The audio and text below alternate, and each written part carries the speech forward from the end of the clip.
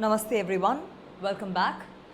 Before we move into today's session or lay the foundation for the upcoming sessions, I just wanted to talk to you about the nature of movement, which I think sometimes we tend to overlook. Usually when we talk about movement, we talk about up, down or side to side movements. For example, flexion, extension or adduction, abduction, etc. But these movements are single plane movements. For a moment, we have to step back and consider the anatomy of our body. Now, if we just ignore the individual muscles and the bones and the nerves and just look at our overall body composite, that's the body frame, then we notice that it is as if there are various rings or loops that can be drawn in our body. For example, our neck is cylindrical and a loop can be drawn or a circle can be drawn around it. Our cranium skull is rounded and therefore we can draw a loop around it. Our face is rounded, there is a circumference around it. Our upper arm is cylindrical, forearm is cylindrical, which means it has length as well as a circumference. Our entire body, that is at the thorax, at the pelvis, it can be encased into a circumference. Same with our legs. The thighs, though it's got muscles running up and down, the shape of the thighs are cylindrical and circular, that is, it has a circumference. Same with our calf, same with our heel, which tends to be X-shaped.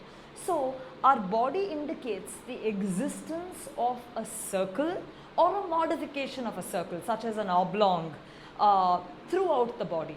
So, when anything is circular, it's not going to have just up and down or side to side movements.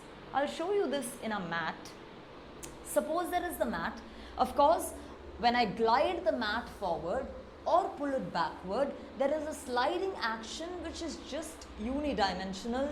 It goes up and down. But there would be an important aspect of the mat, which is a rolling of the mat, which is not a gliding action.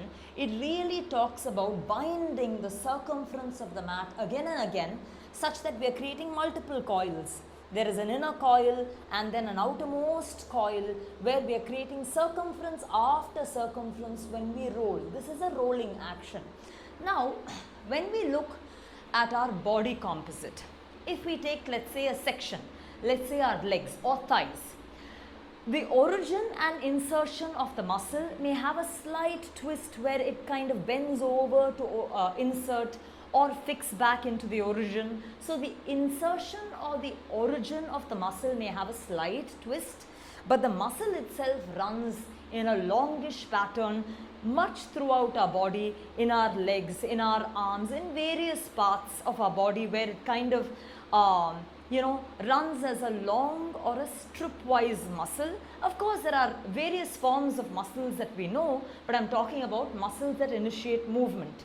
So, coming back to this, whenever we think of an action, it is not so simple as an up-down action. For example, it's not just raise your arm up or get your arm down or take your leg to the side, bring your leg back in, but it always considers that circumferential loop where there is a rotational action.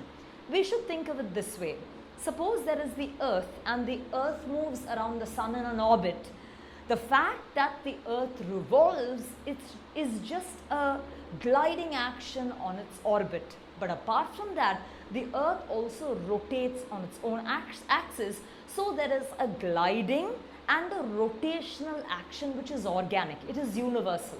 So whenever we do an action, we always have to figure out what the gliding or unidimensional action is along with the rotational action, which will make sure the movement is safe and complete.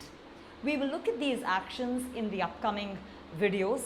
Of course, we've been taking a lot of time explaining point after point, but yoga must be a slow-paced, internalized subject where we have to allow the actions to penetrate inside our body, the energy constituent to diffuse throughout our body, and it shouldn't be just an exercise where we just do raw actions without really understanding the deep meaning of them.